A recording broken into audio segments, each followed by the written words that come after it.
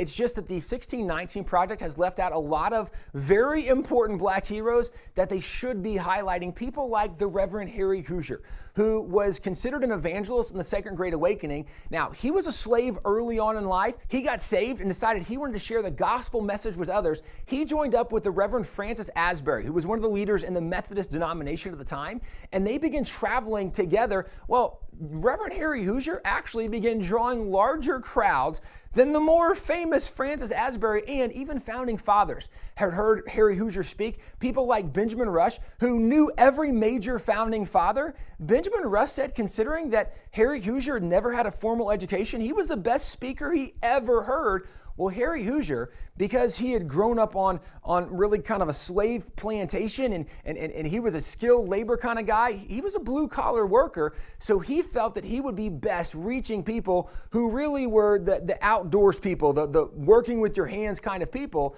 And so he began evangelizing and witnessing to people who were very rough people, and when they would get saved, they would have dramatic conversions, their lives would be totally changed, and they began to be known by the name Hoosier when they would convert to Christianity, because people would see, hey, you're different than you used to be. What's different about you? Oh, you're one of those Hoosiers now. You got saved under Harry Hoosier, and this was kind of the thought that happened. Now, a lot of these guys that were getting saved and having conversions under the work of Harry Hoosier began moving from where he was out to the Indiana territory. Now, Indiana became known as the Hoosier State. Actually, the state of Indiana, this is their mascot for even one of their universities. Well, where did they get the name Hoosier? You can go back to the Reverend Harry Hoosier from the Second Great Awakening.